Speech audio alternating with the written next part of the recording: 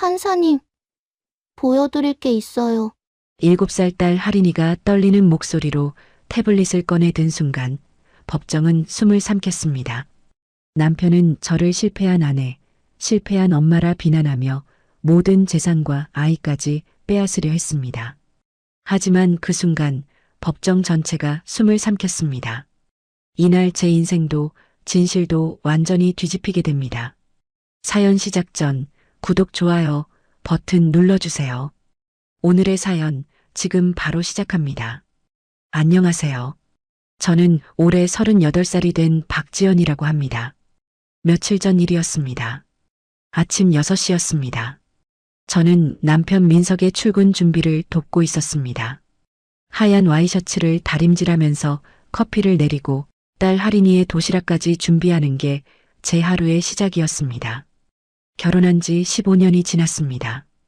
그동안 저는 단 하루도 이 일상을 거르지 않았습니다. 민석은 거실 소파에 앉아 뉴스를 보고 있었습니다.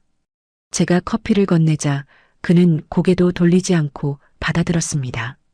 오늘 회의 있다며? 파일 다 챙겼어? 제가 조심스럽게 물었습니다. 그는 대답 대신 한숨을 내쉬었습니다. 당신이 왜 그걸 신경 써? 집이나 제대로 챙겨. 차갑고 날카로운 목소리였습니다. 저는 가슴이 철렁 내려앉았지만 아무 말도 하지 못했습니다. 이런 일이 처음이 아니었기 때문입니다. 몇 년 전부터 남편은 조금씩 변했습니다. 처음엔 대화가 줄어들었습니다. 그 다음엔 퇴근 시간이 늦어졌습니다. 그러다 어느 순간부터는 저를 아예 쳐다보지도 않았습니다. 제가 뭘 잘못했는지 알 수 없었습니다. 저는 그저 좋은 아내, 좋은 엄마가 되려 애썼을 뿐이었습니다. 하지만 민석의 눈빛에서 저는 이미 실패한 사람이 되어 있었습니다. 그날 오후였습니다. 하린이를 학교에 데려다주고 집에 돌아온 저는 우편함을 열었습니다. 평소처럼 광고 전단지와 고지서가 들어 있었습니다. 그런데 그 사이에 두꺼운 서류 봉투 하나가 끼어 있었습니다. 발신인은 법무법인 정도였습니다. 심장이 쿵 내려앉았습니다. 손끝이 차갑게 얼어붙는 걸 느끼며 봉투를 뜯었습니다. 이혼소송 청구서. 첫 줄에 적힌 단어가 눈에 박혔습니다. 청구인은 강민석, 피청구인은 박지연. 저였습니다. 저는 그 자리에 주저앉았습니다. 손에 든 서류가 떨려서 글씨가 제대로 보이지도 않았습니다. 그 안에는 남편이 요구하는 조건들이 빼곡히 적혀 있었습니다. 재산 분할, 양육권, 위자료 청구. 모든 것을 남편이 가져가겠다는 내용이었습니다. 심지어 저에게 양육 부적합이라는 표현까지 써 있었습니다. 제가요? 저는 15년 동안 이 집만 지켰습니다. 하린이를 위해 밤새 미음을 끓이고 학교 준비물을 챙기고 아이가 아플 때면 병원 복도에서 밤을 새웠던 사람이 저였습니다. 그런데 이제 와서 부적합하다니요. 눈물이 왈칵 쏟아졌습니다. 저는 서류를 꼭 쥔 채 소파에 쓰러져 울었습니다. 그날 저녁 민석이 퇴근했습니다. 저는 떨리는 목소리로 물었습니다. 이게 뭐예요? 당신이 이혼을 원했던 거예요? 민석은 넥타이를 풀며 담담하게 대답했습니다. 이제 끝내자. 우린 더 이상 의미 없어. 하린이는요? 하린이는 어떻게 하려고요? 제 목소리가 떨렸습니다. 하린이는 내가 키울 거야. 당신한테 맡기기엔 불안해. 그의 표정엔 조금의 미안함도 없었습니다. 마치 오래전부터 계획해둔 일처럼 차갑고 단호했습니다. 저는 그제야 깨달았습니다. 이 모든 게 준비된 일이었다는 것을. 저는 아무것도 몰랐습니다. 남편이 언제부터 저를 떠날 준비를 했는지, 누구와 상의했는지, 어떤 증거를 모았는지. 저는 그저 매일 반복되는 일상 속에서 아무것도 모른 채 살았습니다. 그날 밤 저는 하린이 방으로 갔습니다. 아이는 이미 잠들어 있었습니다. 작은 얼굴 위로 달빛이 부드럽게 내려앉아 있었습니다. 저는 아이의 손을 꼭 잡았습니다. 미안해, 하린아. 엄마가 너를 지킬 수 있을까? 작은 목소리로 속삭였습니다. 그런데 그 순간이었습니다. 하린이의 손밑에서 뭔가 딱딱한 물건이 느껴졌습니다. 저는 조심스럽게 이불을 들춰봤습니다. 낡은 태블릿 하나가 아이의 품에 꼭 쥐어져 있었습니다. 분명 새로 산 태블릿이 책상 위에 있는데 왜 이 낡은 걸 갖고 자는 걸까요? 저는 의아했지만 깨울까봐 조심스럽게 다시 이불을 덮어줬습니다. 그리고 방을 나왔습니다. 복도를 걷는 발걸음이 무겁게 느껴졌습니다. 남편은 이미 제 인생에서 모든 걸 빼앗아 가려 하고 있었습니다. 저는 싸울 힘도 방법도 몰랐습니다. 그저 하나만 확신했습니다. 할인이만큼은 절대 빼앗기지 않겠다고. 그것만이 제가 지켜야 할 마지막 선이었습니다. 하지만 그때의 저는 몰랐습니다. 그 작은 태블릿 안에 제 인생을 뒤집을 진실이 숨겨져 있다는 것을요. 며칠 후였습니다. 저는 혼자서는 이 싸움을 이길 수 없다는 걸 깨달았습니다. 변호사를 구해야 했습니다. 하지만 제게는 돈이 없었습니다. 15년 동안 전업주부로 살면서 제 명의 통장엔 거의 아무것도 없었습니다. 생활비조차 남편이 관리했으니까요. 저는 인터넷을 뒤져 무료 법률 상담소를 찾았습니다. 그곳에서 만난 사람이 박노식 변호사였습니다. 50대 중반쯤 되어 보이는 그는 낡은 사무실에 앉아 있었습니다. 제 사정을 들어주시겠어요? 제가 떨리는 목소리로 물었습니다. 박 변호사는 안경을 고쳤으며 고개를 끄덕였습니다. 일단 상대 측이 제출한 자료부터 봅시다. 그는 서류 뭉치를 펼쳐 보였습니다. 제 심장이 다시 한번 쿵 내려앉았습니다. 첫 번째 증거는 사진이었습니다. 어질러진 거실, 설거지가 쌓인 싱크대, 먼지 쌓인 창문. 분명 우리 집이었지만 저렇게 방치한 적은 없었습니다. 이건 제가 청소하기 전에 찍은 거예요. 일부러 어지럽게 만들어 놓고 찍은 것 같아요. 제가 황급히 설명했습니다. 박 변호사는 고개를 끄덕이며 다음 서류를 넘겼습니다. 두 번째 증거는 카드 사용 내역이었습니다. 제 명의 카드로 백화점, 술집, 호텔 등에서 사용한 기록이 빼곡했습니다. 금액만 해도 수백만 원이 넘었습니다. 이건 제가 쓴 게 아니에요. 저는 이런 곳에 가본 적도 없어요. 저는 목소리를 높였습니다. 진정하세요. 상대 측이 카드를 복제했거나 조작했을 가능성이 있습니다. 하지만 증명하기가 쉽지 않아요. 박 변호사의 말에 저는 가슴이 답답해졌습니다. 세 번째 증거가 가장 충격적이었습니다. 심리 전문가 오서린이라는 사람이 작성한 심리평가 보고서였습니다. 그 안에는 제가 정서적으로 불안정하고 양육 능력이 부족하며 아이에게 부정적 영향을 끼친다는 내용이 적혀 있었습니다. 이 사람 누구예요? 저는 이런 검사 받은 적 없어요. 제 손이 부들부들 떨렸습니다. 박 변호사는 서류를 자세히 들여다봤습니다. 오서린. 이 사람은 실제 심리 전문가인 것 같습니다. 자격증도 있고 병원 경력도 있네요. 하지만 왜 당신을 만나지도 않고 이런 보고서를 썼는지는 의문이에요. 저는 그제야 깨달았습니다. 이 모든 게 치밀하게 계획된 함정이라는 것을요. 남편은 단순히 이혼을 원한 게 아니었습니다. 저를 완전히 무너뜨리고 할인이를 빼앗고 재산까지 모두 가져가려는 계획이었습니다. 박 변호사님, 저 어떻게 하면 되나요? 제 목소리가 떨렸습니다. 일단 첫 재판까지 시간이 일주일 남았습니다. 그때까지 최대한 반박 자료를 준비해야 해요. 당신이 좋은 엄마였다는 걸 증명할 수 있는 것들. 사진, 문자 메시지, 학교 선생님 증언 같은 거요.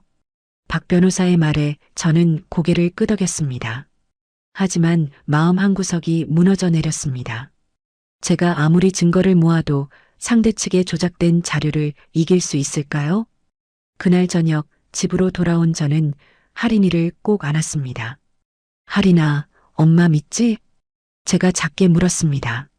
할인이는 제 얼굴을 올려다보며 고개를 끄덕였습니다. 엄마는 세상에서 제일 좋은 엄마야. 아이의 맑은 목소리가 가슴을 파고들었습니다. 저는 눈물을 참으며 아이를 더 세게 안았습니다. 그런데 그때였습니다. 할인이가 제 귓가에 작은 목소리로 속삭였습니다. 엄마, 나도 엄마 도와줄 수 있어. 저는 깜짝 놀라 아이를 바라봤습니다. 무슨 말이야, 하리나? 아빠가 나쁜 말 할 때 나 다 알고 있어. 그리고 나 그걸 찍어뒀어. 아이의 눈빛이 이상하게 단호했습니다. 제 심장이 쿵쿵 뛰기 시작했습니다. 뭘 찍었다는 거야? 비밀이야. 나중에 보여줄게. 하린이는 그 말만 남기고 자기 방으로 들어갔습니다. 저는 그 자리에 멍하니 서 있었습니다. 7살 아이가 무엇을 알고 있다는 걸까요? 그리고 무엇을 찍었다는 걸까요? 불안과 기대가 동시에 밀려왔습니다. 하지만 저는 아이에게 더 이상 묻지 않았습니다. 아이가 준비가 되면 스스로 말해줄 거라 믿었으니까요. 그날 밤 저는 잠들지 못하고 창밖을 바라봤습니다. 먼 하늘에 별이 하나 깜빡이고 있었습니다. 저는 그 별을 보며 작게 기도했습니다. 제발 이 싸움에서 이길 수 있게 해달라고. 하린이를 지킬 수 있게 해달라고. 하지만 그때의 저는 몰랐습니다. 진짜 전쟁은 이제 막 시작되었다는 것을요. 첫 재판 날이 다가왔습니다. 저는 전날 밤 한숨도 자지 못했습니다. 거울 앞에 선 제 얼굴은 창백했고 눈 밑엔 다크서클이 짙게 자리 잡고 있었습니다. 하지만 최대한 단정하게 옷을 입고 법원으로 향했습니다. 서울가정법원 건물 앞에 섰을 때 다리가 후들거렸습니다. 박노식 변호사가 입구에서 저를 기다리고 있었습니다. 긴장하지 마세요. 우리가 준비한 자료만 잘 보여주면 됩니다. 그가 제 어깨를 토닥였지만 저는 안심이 되지 않았습니다. 법정 안으로 들어갔습니다. 높은 천장과 차가운 조명, 엄숙한 분위기가 저를 압도했습니다. 저는 피고인석에 앉았습니다. 맞은편 원고석엔 남편 민석이 앉아 있었습니다. 그는 깔끔한 정장 차림에 침착한 표정이었습니다. 마치 이미 승리를 확신한 사람처럼 보였습니다. 그 옆엔 변호사가 앉아 있었습니다. 30대 후반쯤 되어 보이는 여성이었는데 날카로운 눈빛과 차가운 미소가 인상적이었습니다. 판사가 입장했습니다. 50대 중반의 남성 판사였습니다. 지금부터 이혼 및 양육권 분쟁 사건 첫 번째 심리를 시작하겠습니다. 판사의 목소리가 법정에 울려 퍼졌습니다. 상대 측 변호사가 먼저 입을 열었습니다. 존경하는 재판장님, 원고 강민석 씨는 15년간 성실히 가정을 책임져 왔습니다. 하지만 피고 박지연 씨는 가정을 제대로 돌보지 않았고 아이의 정서 발달에도 부정적인 영향을 끼쳤습니다. 이를 증명할 객관적 자료를 제출하겠습니다. 그녀는 서류 뭉치를 제출했습니다. 판사는 서류를 넘기며 읽기 시작했습니다. 저는 가슴이 조여오는 걸 느꼈습니다. 피고 측, 이에 대해 반박하시겠습니까? 판사가 저희 쪽을 바라봤습니다. 박노식 변호사가 일어났습니다. 재판장님, 제출된 사진들은 특정 시점만을 포착한 것으로 피고가 평소 가정을 어떻게 돌봤는지 보여주지 못합니다. 또한 카드 사용 내역도 피고가 직접 사용했다는 증거가 없습니다. 박 변호사의 목소리는 떨리고 있었습니다. 상대 측 변호사가 비웃듯 말했습니다. 그럼 누가 사용했다는 겁니까? 카드는 피고 명의입니다. 복제되었거나 도용되었을 가능성을 배제할 수 없습니다. 증거 없는 주장은 의미가 없습니다. 재판장님. 상대 측 변호사의 말에 판사가 고개를 끄덕였습니다. 저는 입술을 깨물었습니다. 그때 상대 측 변호사가 다시 입을 열었습니다. 재판장님, 더 중요한 증거가 있습니다. 심리 전문가 오설인 박사의 평가 보고서입니다. 오 박사는 10년 이상 아동 심리를 전문으로 다뤄온 권위자입니다. 그녀의 말에 법정 뒤편에서 한 여성이 일어났습니다. 30대 초반으로 보이는 그녀는 우아한 차림에 자신감 넘치는 표정이었습니다. 오설인입니다. 증인석으로 나가겠습니다. 그녀가 증인석에 앉았습니다. 판사가 물었습니다. 오 박사님, 피고에 대한 평가는 어떻게 진행되었습니까? 아이의 행동 패턴과 가정 환경을 종합적으로 분석했습니다. 피고 박지연 씨는 정서적으로 불안정하며 이는 아이에게 직접적인 영향을 미치고 있습니다. 오설인의 목소리는 차갑고 단호했습니다. 저는 참을 수 없어 벌떡 일어났습니다. 저는 선생님을 만난 적도 없어요. 어떻게 저를 평가할 수 있죠? 제 목소리가 떨렸습니다. 판사가 손을 들어 저를 제지했습니다. 피고는 자리에 앉으세요. 발언 순서를 지켜주십시오. 저는 다시 주저앉았습니다. 눈물이 왈칵 쏟아질 것 같았지만 꾹 참았습니다. 오설인이 다시 말을 이었습니다. 직접 면담이 없어도 아이의 행동 기록과 가정 환경 자료만으로도 충분히 평가 가능합니다. 이는 심리학계에서 인정받는 방법론입니다. 그녀의 말에 판사가 고개를 끄덕였습니다. 저는 절망감에 빠졌습니다. 아무리 제가 억울하다고 외쳐도 아무도 들어주지 않는 것 같았습니다. 박노식 변호사가 반박을 시도했습니다. 재판장님, 직접 면담 없는 평가는 신빙성이 떨어집니다. 하지만 전문가의 의견을 무시할 수는 없습니다. 판사의 말에 박 변호사는 더 이상 말을 잇지 못했습니다. 상대 측 변호사가 만족스러운 표정으로 자리에 앉았습니다. 민석은 여전히 차가운 표정으로 저를 바라보고 있었습니다. 그의 눈빛엔 조금의 미안함도 없었습니다. 재판이 끝나갈 무렵 판사가 말했습니다. 다음 재판까지 양측은 추가 자료를 준비하시기 바랍니다. 특히 피고 측은 더 구체적인 반박 자료가 필요해 보입니다. 판사의 말에 저는 가슴이 철렁 내려앉았습니다. 재판은 완전히 불리하게 흘러가고 있었습니다. 법정을 나서며 저는 박 변호사에게 물었습니다. 어떻게 된 거예요? 우리가 준비한 건 다 소용없는 건가요? 진정하세요. 아직 끝난 게 아닙니다. 다음 재판까지 더 확실한 증거를 찾아봅시다. 박 변호사의 말에도 저는 희망을 느낄 수 없었습니다. 집으로 돌아오는 길, 저는 멍하니 창밖을 바라봤습니다. 거리엔 사람들이 평범하게 걸어다니고 있었습니다. 하지만 제 세상은 완전히 무너지고 있었습니다. 집에 도착하자 할인이가 현관에서 저를 기다리고 있었습니다. 엄마, 재판은 어땠어? 아이의 맑은 눈빛에 저는 거짓말을 할 수 없었습니다. 조금 힘들었어. 제 목소리가 떨렸습니다. 할인이는 제 손을 꼭 잡았습니다. 괜찮아, 엄마. 나한테 비밀 무기가 있잖아. 아이가 작게 속삭였습니다. 저는 아이를 내려다봤습니다. 그게 정말 도움이 될까? 응. 나 믿어, 엄마. 할인이의 목소리엔 이상한 확신이 담겨 있었습니다. 저는 고개를 끄덕이며 아이를 안았습니다. 하지만 마음 한구석엔 여전히 불안이 자리 잡고 있었습니다. 7살 아이가 가진 비밀 무기라는 게 과연 무엇일까요? 그리고 그게 정말 이 절망적인 상황을 바꿀 수 있을까요? 저는 알 수 없었습니다. 하지만 그때의 저는 몰랐습니다. 할인이의 작은 손 안에 든 진실이 곧 법정 전체를 뒤흔들게 될 거라는 것을요. 며칠이 지났습니다. 저는 매일 밤 잠들지 못하고 천장만 바라봤습니다. 다음 재판까지 시간은 얼마 남지 않았는데 저는 아무런 대책도 찾지 못하고 있었습니다. 박노식 변호사는 계속 증거를 찾아보자고 했지만 제게는 남편의 조작된 자료를 뒤집을 만한 게 아무것도 없었습니다. 그날 밤이었습니다.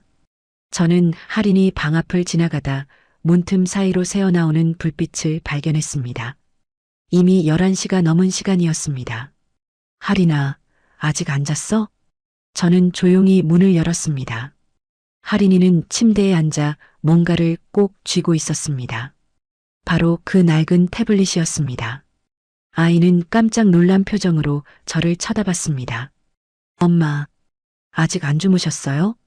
할인아, 그거 뭐야? 왜 매일 그걸 보는 거야? 저는 침대 옆에 앉으며 조심스럽게 물었습니다. 할인이는 잠시 망설이다 작게 대답했습니다. 이건 비밀 상자예요. 비밀 상자? 저는 아이의 얼굴을 들여다봤습니다. 할인이의 눈빛이 어둠 속에서 반짝였습니다. 엄마, 기억나요? 엄마가 예전에 말했잖아요. 말보다 증거가 더 세다고. 아이의 말에 제 심장이 쿵 하고 내려앉았습니다. 분명 제가 했던 말이었습니다.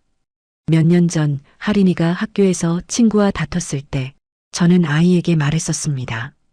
하린아, 내가 아무리 내 말이 맞다고 해도 증거가 없으면 사람들은 안 믿어.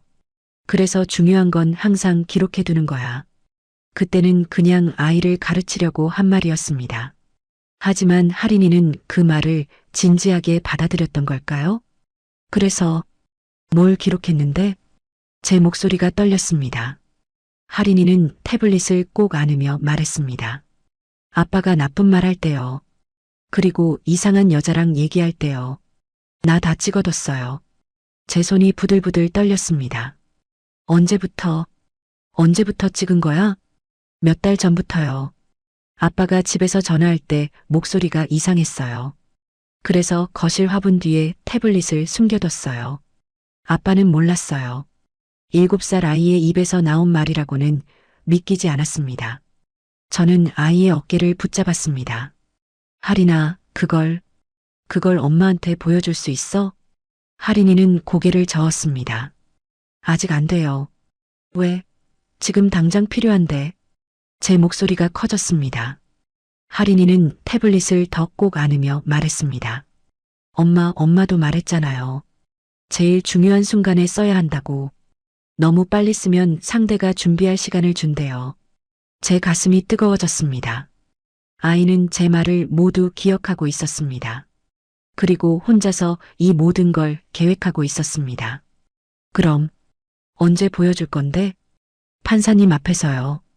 그때가 제일 중요한 순간이잖아요. 하린이의 목소리는 단호했습니다. 저는 아이를 꼭 안았습니다. 눈물이 왈칵 쏟아졌습니다. 이렇게 어린아이가 혼자서 이 모든 짐을 짊어지고 있었다니요. 미안해, 하린아. 엄마가 너한테 이런 걸 시킨 것 같아서. 아니에요, 엄마. 나도 엄마 지키고 싶어요. 아이의 작은 손이 제 등을 토닥였습니다. 우리는 한참을 그렇게 안고 있었습니다. 다음 날 아침이었습니다. 저는 박노식 변호사에게 전화를 걸었습니다. 변호사님, 혹시 아이가 직접 촬영한 영상도 증거로 쓸 수 있나요? 물론입니다. 어떤 내용인데요? 지금은 말씀드릴 수 없지만 분명히 도움이 될 겁니다. 제 목소리에 처음으로 확신이 담겼습니다. 박 변호사는 잠시 침묵하다 말했습니다. 알겠습니다. 그럼 다음 재판 때 제출할 준비를 하죠. 전화를 끊고 저는 하린이 방으로 갔습니다. 아이는 학교 갈 준비를 하고 있었습니다. 하린아. 네, 엄마. 너 정말 대단해. 엄마가 세상에서 제일 자랑스러워. 제가 말하자 하린이가 빙그레 웃었습니다. 엄마도 대단해요. 엄마는 절대 포기 안 하잖아요. 아이의 말에 저는 또다시 눈물이 났습니다. 하지만 이번엔 슬픔의 눈물이 아니었습니다. 희망의 눈물이었습니다. 그날 저녁 저는 오랜만에 밥을 제대로 먹었습니다. 하린이와 마주 앉아 식사를 하는데 아이가 갑자기 물었습니다. 엄마, 우리 이기면 뭐 하고 싶어요? 저는 잠시 생각했습니다. 엄마는 하린이랑 여행 가고 싶어. 둘이서만 바닷가에 가서 모래성도 쌓고. 저도요. 저는 엄마랑 아이스크림도 먹고 싶어요. 하린이의 얼굴에 환한 웃음이 번졌습니다. 저는 아이의 손을 꼭 잡았습니다. 꼭 그렇게 하자. 약속이야. 네, 약속이에요. 우리는 새끼손가락을 걸고 약속했습니다. 그날 밤 저는 오랜만에 편안하게 잠들었습니다. 꿈속에서 저는 하린이와 함께 바닷가를 걷고 있었습니다. 파도 소리가 들리고 햇살이 따뜻했습니다. 하린이는 제 손을 잡고 웃고 있었습니다. 그 꿈이 현실이 될 날이 곧 올 거라 믿었습니다. 하지만 그 전에 넘어야 할 산이 하나 남아 있었습니다. 바로 다음 재판이었습니다. 그날 모든 게 결정될 것입니다. 그리고 하린이의 작은 손 안에 든 진실이 마침내 세상에 드러나게 될 것입니다. 다음 재판일이 하루 앞으로 다가왔습니다. 저는 다시 잠을 이룰 수 없었습니다. 새벽 3시였습니다. 저는 거실 소파에 앉아 창밖을 바라봤습니다. 어둠 속에서 가로등만 외롭게 빛나고 있었습니다. 내일이면 모든 게 끝날 것입니다. 이기든 지든 제 인생은 완전히 달라질 것입니다. 만약 진다면요? 할인이를 빼앗긴다면요? 저는 어떻게 살아가야 할까요? 생각만 해도 숨이 막혔습니다. 그때 복도에서 작은 발소리가 들렸습니다. 할인이었습니다. 아이는 잠옷 차림으로 거실로 나왔습니다. 엄마, 왜 안 주무세요? 할인아, 너는 왜 안 자? 저는 아이를 소파에 앉혔습니다. 엄마 생각하니까 잠이 안 와요. 할인이가 제 품에 안겼습니다. 저는 아이의 머리를 쓰다듬었습니다. 무서워? 아니요. 엄마가 무서울까봐 걱정돼요. 아이의 말에 제 가슴이 뜨거워졌습니다. 7살밖에 안 된 아이가 엄마를 걱정하고 있다니요. 할인아, 엄마는 괜찮아. 너만 있으면 돼. 저도요. 엄마만 있으면 돼요. 우리는 한참을 그렇게 안고 있었습니다. 시간이 천천히 흘렀습니다. 할인이가 다시 입을 열었습니다. 엄마, 내일 제가 태블릿 보여드릴 거예요. 응, 알아. 근데요, 만약에요. 만약에 그래도 안 되면 어떡해요? 아이의 목소리가 떨렸습니다. 저는 깜짝 놀라 아이를 바라봤습니다. 항상 자신만만하던 할인이도 두려움을 느끼고 있었던 겁니다. 할인아, 그런 일은 없을 거야. 내가 준비한 게 분명히 우릴 지켜줄 거야. 정말요? 정말이야. 엄마가 약속할게. 저는 아이의 손을 꼭 잡았습니다. 할인이는 고개를 끄덕이며 다시 제 품에 안겼습니다. 얼마 지나지 않아 아이는 제 품에서 잠들었습니다. 저는 아이를 안고 방으로 데려갔습니다. 침대에 눕히고 이불을 덮어주었습니다. 아이의 평화로운 얼굴을 보며 저는 다짐했습니다. 내일 반드시 이겨야 한다고. 이 아이를 지켜야 한다고. 그날 아침이 밝았습니다. 저는 일찍 일어나 할인이의 아침을 준비했습니다. 계란 프라이와 토스트, 그리고 따뜻한 우유. 할인이가 좋아하는 메뉴였습니다. 엄마, 오늘 왜 이렇게 맛있는 거 해줘요? 할인이가 웃으며 물었습니다. 오늘은 특별한 날이잖아. 우리 할인이 힘내라고. 저도 웃으며 대답했습니다. 하지만 제 웃음 뒤엔 불안이 숨어 있었습니다. 식사를 마치고 할인이를 학교에 보냈습니다. 엄마, 조금 있다가 법원으로 갈게요. 할머니가 데려다 주시기로 했어요. 응, 알았어. 조심히 와. 저는 아이를 꼭 안았습니다. 할인이는 가방에서 낡은 태블릿을 꺼내 보여줬습니다. 이거 꼭 챙겼어요. 걱정 마세요, 엄마. 그래, 우리 딸 최고야. 아이를 보내고 저는 옷을 갈아입었습니다. 검은색 정장에 흰색 블라우스. 최대한 단정하고 진지해 보이려 애썼습니다. 거울 앞에 선 제 모습은 떨리고 있었지만 눈빛만큼은 단호했습니다. 법원으로 향하는 차 안에서 박노식 변호사가 말했습니다. 오늘 정말 중요한 날입니다. 할인 양이 준비한 증거가 확실하다면 우리가 이길 수 있습니다. 네, 믿어요. 저는 고개를 끄덕였습니다. 법원 건물 앞에 도착했을 때 저는 깊게 숨을 들이마셨습니다. 오늘 모든 게 끝납니다. 법정 안으로 들어갔습니다. 저는 피고인석에 앉았습니다. 맞은편엔 역시 민석이 앉아 있었습니다. 그는 여전히 자신만만한 표정이었습니다. 그 옆엔 오설인이 앉아 있었습니다. 두 사람은 가끔 눈빛을 주고받으며 무언가 속삭였습니다. 저는 그 모습을 보며 분노가 치밀었습니다. 저 두 사람이 제 인생을 망가뜨리려 했다는 게. 하지만 오늘 그들의 계획은 무너질 것입니다. 판사가 입장했습니다. 지금부터 두 번째 심리를 시작하겠습니다. 판사의 목소리가 울렸습니다. 저는 손을 꼭 쥐었습니다. 손바닥에 땀이 흥건했습니다. 그때였습니다. 법정 문이 열리며 할인이가 들어왔습니다. 아이는 할머니 손을 잡고 있었고 다른 손엔 낡은 태블릿을 꼭 쥐고 있었습니다. 할인이는 제 눈을 마주치며 고개를 끄덕였습니다. 마치 준비됐어요. 엄마라고 말하는 것 같았습니다. 저는 눈물을 참으며 아이에게 미소를 지어 보였습니다. 이제 시작입니다. 우리의 진짜 싸움이 시작됩니다. 그리고 저는 확신했습니다. 오늘 진실이 승리할 거라고. 오늘 우리가 이길 거라고. 하지만 그 순간 저는 몰랐습니다. 앞으로 펼쳐질 광경이 법정 전체를 충격에 빠뜨릴 거라는 것을요. 판사가 서류를 정리하며 입을 열었습니다. 양측 모두 추가 자료를 제출하셨습니까? 상대 측 변호사가 먼저 일어났습니다. 재판장님, 원고 측은 이미 충분한 증거를 제출했습니다. 피고 박지연 씨의 양육 부적합 사실은 명백합니다. 그녀의 목소리는 자신감으로 가득했습니다. 박노식 변호사가 일어나려는 순간이었습니다. 갑자기 방청석에서 작은 목소리가 들렸습니다. 저요. 저 말할 게 있어요. 모든 사람의 시선이 그쪽으로 향했습니다. 할인이었습니다. 아이는 할머니 손을 뿌리치고 앞으로 나왔습니다. 할인아. 저는 깜짝 놀라 소리쳤습니다. 민석도 얼굴이 하얗게 질렸습니다. 할인아, 지금 뭐 하는 거야? 당장 나가. 그가 벌떡 일어나며 소리쳤습니다. 하지만 판사가 손을 들어 제지했습니다. 원고는 자리에 앉으십시오. 아이가 무슨 말을 하려는지 들어보겠습니다. 판사의 목소리는 엄숙했습니다. 할인이는 떨리는 걸음으로 법정 중앙으로 걸어갔습니다. 아이의 작은 손엔 낡은 태블릿이 꼭 쥐어져 있었습니다. 판사님, 할인이의 목소리가 법정에 울렸습니다. 엄마가 모르는 걸 보여드려도 될까요?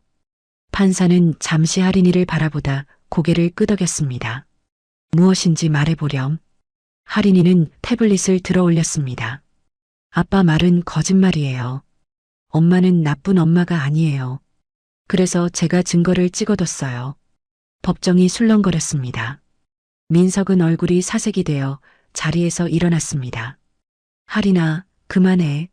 내가 뭘 안다고. 앉으십시오. 판사의 목소리가 날카롭게 울렸습니다. 민석은 떨리는 몸으로 다시 앉았습니다. 오설인도 불안한 표정으로 민석을 쳐다봤습니다. 판사가 법원 직원에게 지시했습니다. 저 태블릿을 모니터에 연결해 주십시오. 직원이 할인이에게서 태블릿을 받아 법정 앞 대형 모니터에 연결했습니다. 저는 숨을 죽이고 화면을 바라봤습니다. 심장이 터질 듯 빠르게 뛰었습니다. 화면이 켜졌습니다. 거실이 보였습니다. 우리 집 거실이었습니다. 각도가 이상했습니다. 아래에서 위를 올려다보는 시점이었습니다. 그제야 깨달았습니다. 할인이가 거실 한쪽 구석, 관엽식물 화분 뒤에 태블릿을 숨겨뒀다는 것을요. 영상 속에서 남편 민석이 소파에 앉아 전화를 하고 있었습니다. 응, 지연은 금방 무너질 거야. 걱정 마. 민석의 목소리가 법정에 울렸습니다. 법정이 조용해졌습니다. 모두가 화면에 집중했습니다. 영상이 계속 이어졌습니다. 민석은 전화를 끊고 현관문을 열었습니다. 그리고 한 여성이 들어왔습니다. 오설인이었습니다. 법정 안 오설인의 얼굴이 하얗게 질렸습니다. 영상 속 두 사람은 소파에 나란히 앉았습니다. 보고서는 내가 조작할게. 완벽하게 만들 테니까. 오설인의 목소리가 들렸습니다. 그래, 판결만 나면 재산이랑 아이는 전부 내 거야. 지연한테는 아무것도 안 남겨줄 거야. 민석이 비웃으며 말했습니다. 법정이 충격에 빠졌습니다. 사람들의 웅성거림이 커졌습니다. 판사가 망치를 두드렸습니다. 정숙. 하지만 영상은 계속 이어졌습니다. 카드 사용 내역도 완벽하게 조작했지? 지연이 술집이랑 호텔 다닌 것처럼 만들었어. 당연하지. 내 친구가 카드사에서 일하거든. 흔적 하나 안 남게 처리했어.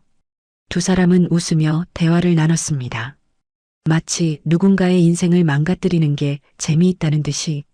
저는 그 모습을 보며 온몸이 떨렸습니다. 분노와 배신감이 동시에 밀려왔습니다. 영상은 더 이어졌습니다. 사진들도 완벽해.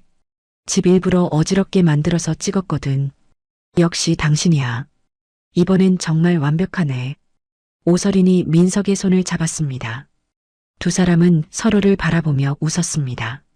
법정 안민석은 자리에서 벌떡 일어나 소리쳤습니다.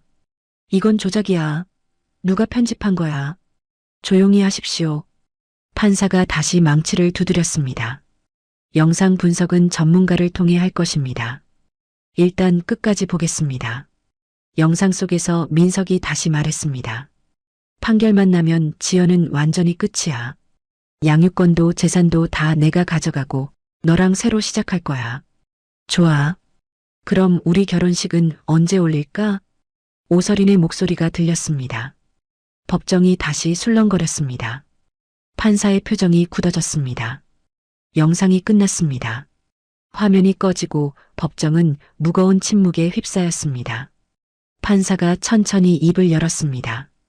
강민석 씨, 오설인 씨, 두 분은 이 영상에 대해 해명하시겠습니까? 민석은 입술을 떨며 아무 말도 하지 못했습니다. 오설이는 고개를 숙인 채 얼굴을 가렸습니다. 판사가 다시 말했습니다.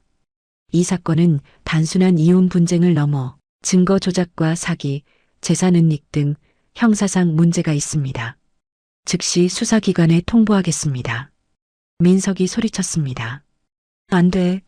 이건 실수였어. 나도 어쩔 수 없었다고. 원고는 조용히 하십시오. 판사의 목소리는 차갑고 단호했습니다. 강민석 씨의 모든 청구는 기각합니다. 양육권은 피고 박지연 씨에게 전부 귀속됩니다. 재산 분할은 피고에게 유리하게 재조정하겠습니다. 판사의 판결이 떨어지는 순간 저는 그 자리에 주저앉았습니다. 눈물이 왈칵 쏟아졌습니다. 기쁨과 안도감이 한꺼번에 밀려왔습니다. 할인이가 달려와 저를 안았습니다. 엄마, 우리 이겼어요. 아이의 목소리에 저는 더 세게 울었습니다. 고마워, 할인아. 정말 고마워. 법정 밖으로 끌려가는 민석과 오설인을 보며 저는 이제야 모든 게 끝났다는 걸 실감했습니다. 15년간 저를 묶어뒀던 굴레가 끊어진 순간이었습니다. 박노식 변호사가 다가와 말했습니다. 축하합니다. 박지연 씨. 정말 대단한 승리입니다. 감사합니다, 변호사님. 정말 감사합니다. 저는 할인이를 꼭 아는 채 법정을 나섰습니다. 법원 건물 밖은 따뜻한 햇살이 내리쬐고 있었습니다. 저는 하늘을 올려다봤습니다. 새로운 시작이 기다리고 있었습니다. 판결이 난 지 일주일이 지났습니다. 저는 여전히 꿈을 꾸는 것만 같았습니다. 정말 이긴 걸까요? 정말 할인이를 지킨 걸까요? 매일 아침 눈을 뜰 때마다 확인했습니다. 할인이가 제 옆에 있다는 것을요. 그날 아침이었습니다. 우편함에서 법원 봉투 하나를 발견했습니다. 손이 떨렸지만 침착하게 뜯었습니다. 정식 판결문이었습니다.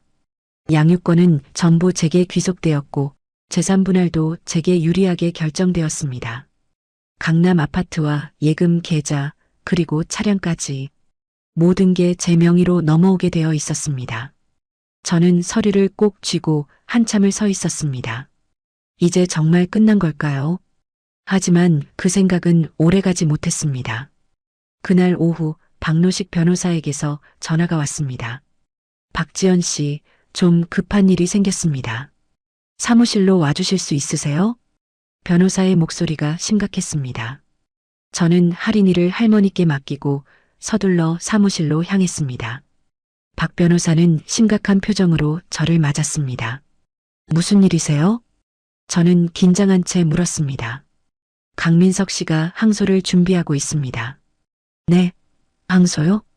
제 목소리가 떨렸습니다. 네, 그것뿐만 아니라 재산 이전을 막으려고 가압류 신청까지 했습니다. 박 변호사가 서류를 보여줬습니다. 저는 서류를 받아들며 손이 부들부들 떨렸습니다. 어떻게 이럴 수 있어요? 영상도 다 나왔는데 법적으로는 항소할 권리가 있습니다. 물론 받아들여질 가능성은 거의 없지만 시간을 끄는 전략일 수 있습니다. 박 변호사의 말에 저는 주저앉을 것 같았습니다. 그럼 재산도 못 받는 건가요? 일시적으로 동결될 수 있습니다. 하지만 걱정 마세요. 우리가 대응하면 됩니다. 변호사는 저를 진정시키려 했지만 저는 이미 불안에 휩싸여 있었습니다. 사무실을 나와 집으로 돌아오는 길, 저는 멍하니 창밖을 바라봤습니다. 왜 이렇게까지 집착하는 걸까요? 이미 다 끝난 일인데. 집에 도착하자 할인이가 현관에서 저를 기다리고 있었습니다. 엄마, 무슨 일 있어요? 얼굴이 안 좋아요. 아이가 걱정스럽게 물었습니다. 아니야, 할인아. 엄마 괜찮아. 저는 억지로 웃으며 대답했습니다. 하지만 할인이는 제 표정을 읽었습니다. 아빠가 또 나쁜 짓 하는 거예요? 아이의 목소리에 분노가 섞여 있었습니다. 저는 아이를 안으며 말했습니다. 걱정 마. 엄마가 다 해결할 거야. 하지만 제 목소리는 확신이 없었습니다. 그날 밤이었습니다. 저는 휴대폰으로 계좌를 확인했습니다. 예금 계좌가 정말 동결되어 있었습니다. 한 푼도 인출할 수 없었습니다. 생활비는 아직 조금 남아 있었지만 이대로 가다간 금방 바닥날 것 같았습니다. 저는 침대에 누워 천장을 바라봤습니다. 왜 이렇게까지 힘들어야 하는 걸까요? 한 번만 이기면 끝날 줄 알았는데. 다음 날 아침 할머니께서 전화를 주셨습니다. 지연아, 내 아버지가 많이 편찮으시다. 병원에 좀 다녀와라. 제 마음이 무거워졌습니다. 아버지는 몇 년 전부터 당뇨를 앓고 계셨습니다. 저는 할인이와 함께 병원으로 향했습니다. 병실에 누워 계신 아버지는 많이 야위셨습니다. 아버지. 제가 다가가자 아버지는 제 손을 잡았습니다. 지연아, 고생 많았다. 재판 이겼다며? 네, 아버지. 걱정 마세요. 그래도 조심해라. 돈 문제는 사람을 미치게 만든다. 아버지의 목소리는 약했지만 단호했습니다. 저는 고개를 끄덕였습니다. 병원을 나서며 할인이가 물었습니다. 엄마, 할아버지 괜찮으실까? 응, 괜찮으실 거야. 저는 아이의 손을 꼭 잡았습니다. 하지만 제 마음속엔 또 다른 걱정이 자리 잡았습니다. 아버지 병원비는 어떻게 감당하나요? 계좌는 동결되었고 재산 이전도 막혔는데. 집으로 돌아온 저는 박노식 변호사에게 전화를 걸었습니다. 변호사님, 항소심은 언제 열리나요? 빠르면 한 달 후입니다. 그때까지 버티셔야 해요. 한 달. 그 시간이 너무 길게 느껴졌습니다.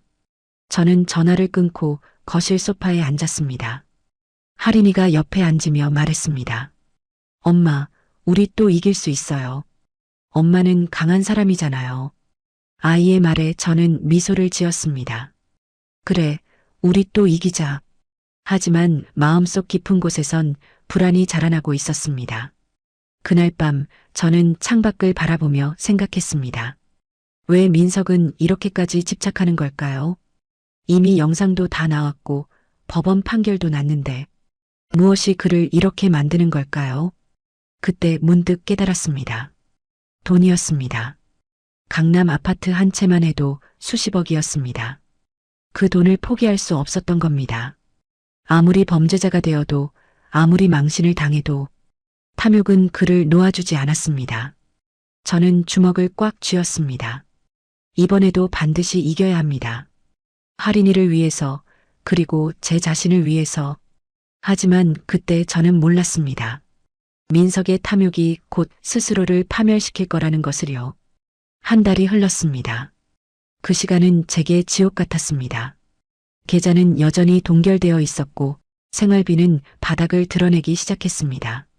저는 아르바이트 자리를 알아봤지만 재판 준비 때문에 시간을 낼 수가 없었습니다.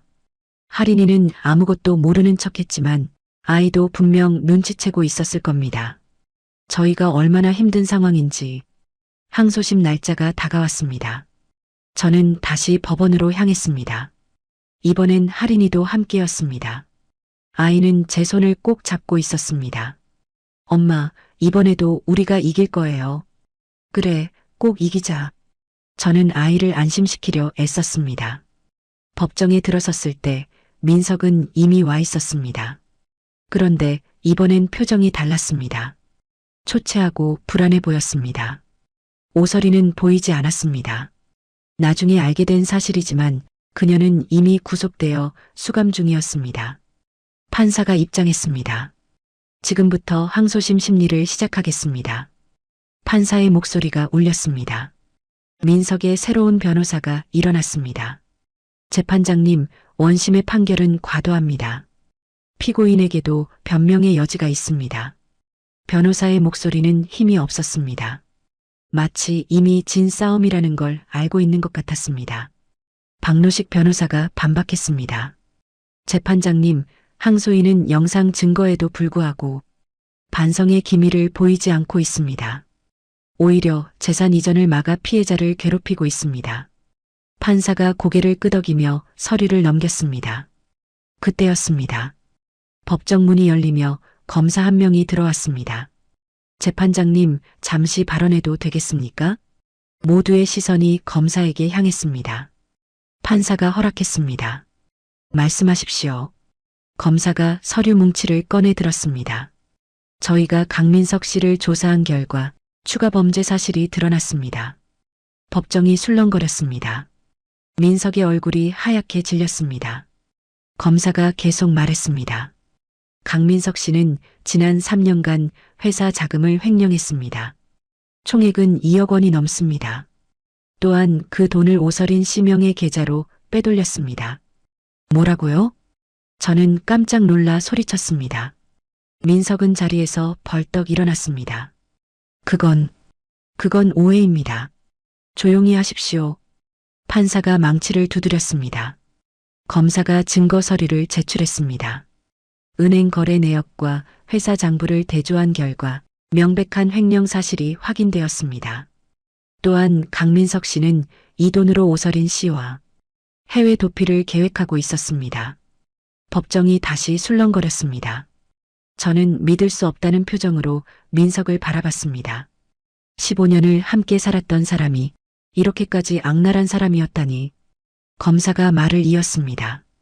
더욱이 강민석 씨는 피해자 박지연 씨 명의로 대출을 받아 그 돈도 빼돌렸습니다. 총 5천만 원입니다. 네. 저는 다시 한번 놀랐습니다. 제 명의로 대출을요? 저는 그런 사실조차 몰랐습니다. 검사가 저를 바라보며 말했습니다. 박지연 씨, 걱정하지 마십시오.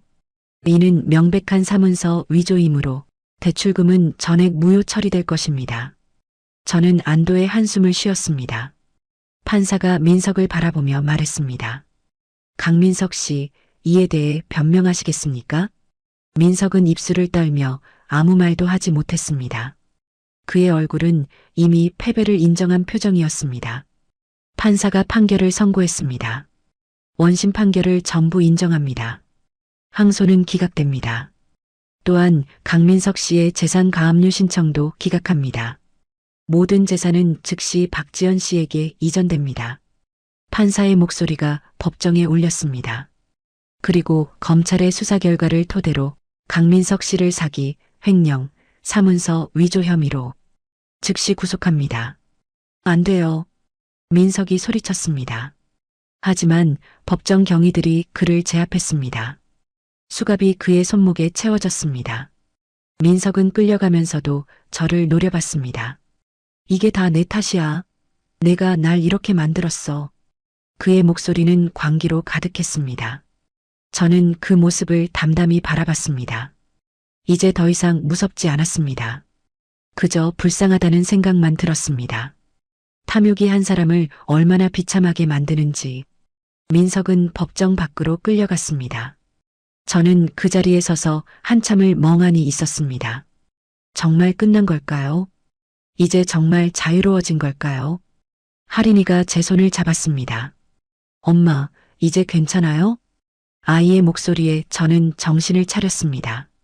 응, 이제 괜찮아. 저는 아이를 꼭 안았습니다. 눈물이 왈칵 쏟아졌습니다. 기쁨의 눈물이었습니다. 법정을 나서며 박노식 변호사가 축하해줬습니다. 정말 고생 많으셨습니다. 완전한 승리입니다. 감사합니다, 변호사님. 변호사님 덕분이에요. 저는 진심으로 감사를 표했습니다. 법원 건물 밖으로 나왔습니다. 햇살이 따뜻하게 내리쬐고 있었습니다.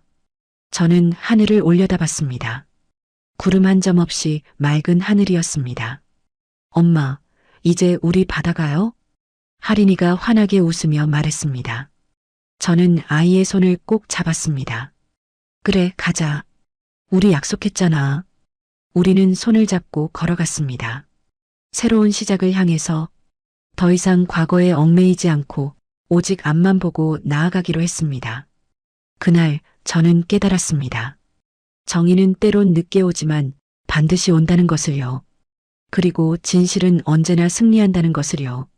이제 우리 앞엔 희망만이 펼쳐져 있었습니다. 판결이 난 지 한 달이 지났습니다. 저는 새로운 삶을 시작하고 있었습니다. 강남 아파트는 팔았습니다.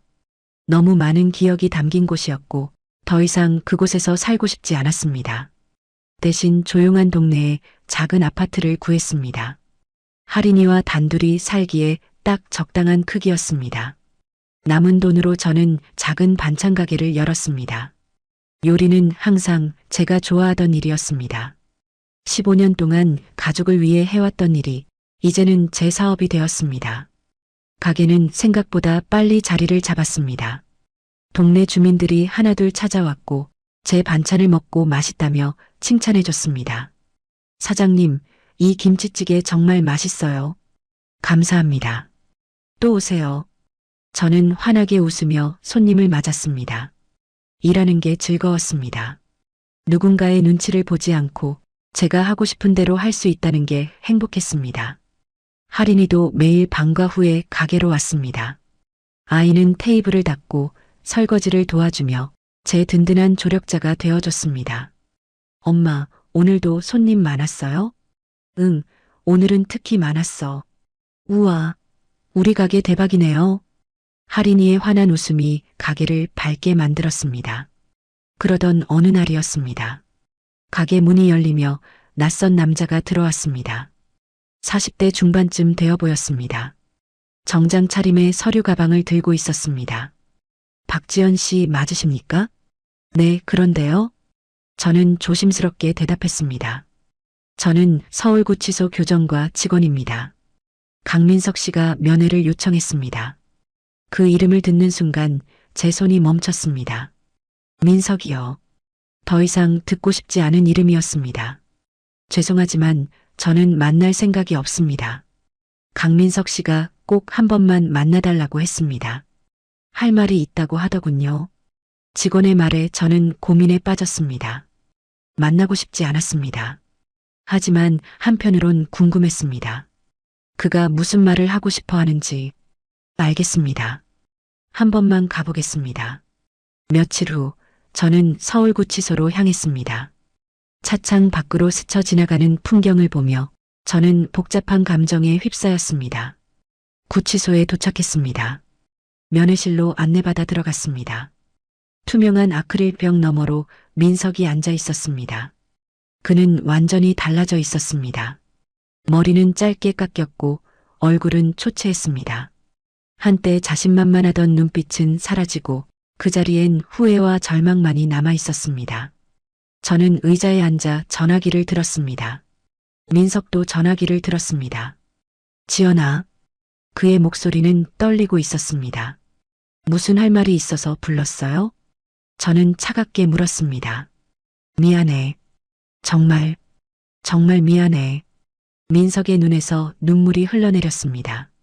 내가 미쳤었어. 돈에 눈이 멀어서 너와 하린이가 얼마나 소중한지 잊었어. 저는 아무 말 없이 그를 바라봤습니다. 여기 들어와서 매일 후회했어.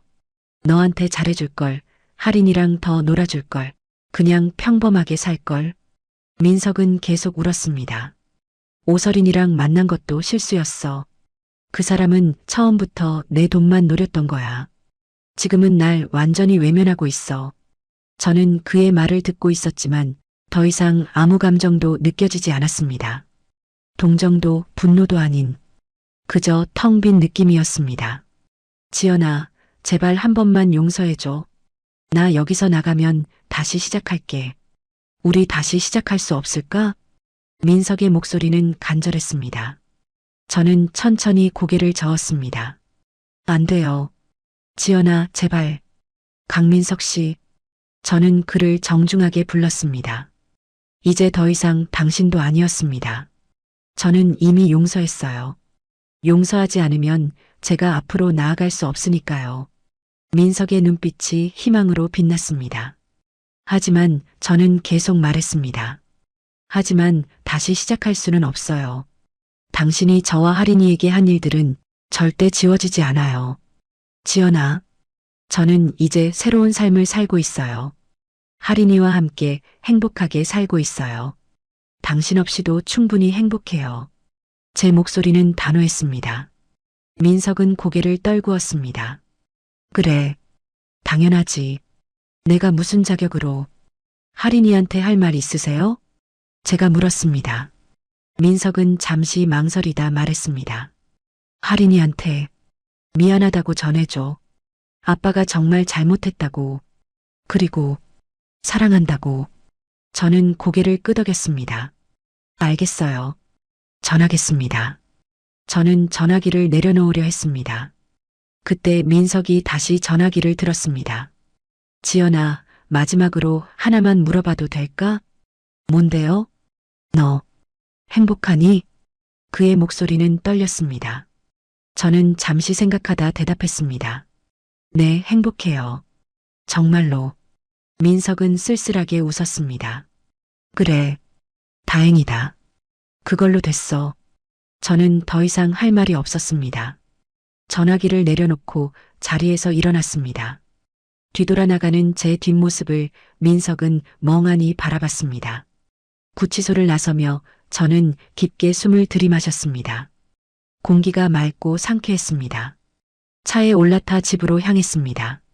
창밖으론 봄꽃이 피어나고 있었습니다. 벚꽃이 바람에 흩날리며 눈처럼 내렸습니다. 아름다웠습니다. 집에 도착하자 하린이가 현관에서 기다리고 있었습니다. 엄마 다녀오셨어요? 응, 하린아. 저는 아이를 안았습니다. 아빠 만나고 오셨어요? 아이가 조심스럽게 물었습니다. 응. 아빠가 하린이한테 미안하다고 사랑한다고 전해달래. 하린이는 잠시 침묵했습니다. 저도 아빠 미워하지 않아요. 그냥 이제 우리끼리 잘 살고 싶어요. 아이의 말에 저는 눈물이 났습니다. 그래, 우리 정말 잘 살자. 우리는 오래도록 안고 있었습니다. 그날 밤 저는 일기를 썼습니다. 오랜만에 꺼낸 일기장이었습니다. 오늘 민석을 만났다. 그는 후회하고 있었고 용서를 빌었다. 나는 용서했지만 다시 시작하지 않기로 했다. 이제 나는 진짜 자유다. 일기를 닫고 저는 창밖을 바라봤습니다. 달빛이 방 안으로 고요히 흘러들었습니다. 모든 것이 평화로웠습니다. 이제 과거는 정말 끝났습니다. 앞으로는 오직 미래만 남았습니다. 1년이 흘렀습니다. 제 반찬 가게는 동네에서 제법 유명해졌습니다. 단골 손님들이 늘어났고 배달 주문도 꾸준히 들어왔습니다. 저는 직원 한 명을 고용했습니다. 50대 중반의 김이모님이었습니다. 그분은 일도 잘하시고 마음씨도 따뜻했습니다. 사장님, 오늘 김치 주문이 20통이나 들어왔어요. 정말요? 감사하네요. 저는 환하게 웃으며 주문서를 확인했습니다. 요즘 들어 주문이 부쩍 늘었습니다. 입소문이 난 덕분이었습니다. 하린이는 초등학교 3학년이 되었습니다. 아이는 학교에서도 밝고 씩씩하게 지냈습니다. 선생님께서 전화를 주실 때마다 칭찬만 하셨습니다. 하린이 엄마 하린이가 정말 착하고 똑똑해요. 반에서도 모범이 되고 있어요. 감사합니다, 선생님. 저는 뿌듯한 마음으로 전화를 끊었습니다. 하린이는 여전히 매일 가게로 왔습니다. 아이는 이제 주문을 받고 계산도 도와줬습니다. 어서 오세요. 뭐 드릴까요? 하린이의 밝은 목소리에 손님들도 환하게 웃었습니다. 아이고, 우리 하린이 정말 예쁘다. 감사합니다. 아이는 씩씩하게 대답하며 주문을 받았습니다. 그 모습을 보며 저는 가슴이 뿌듯했습니다. 어느 날 저녁이었습니다.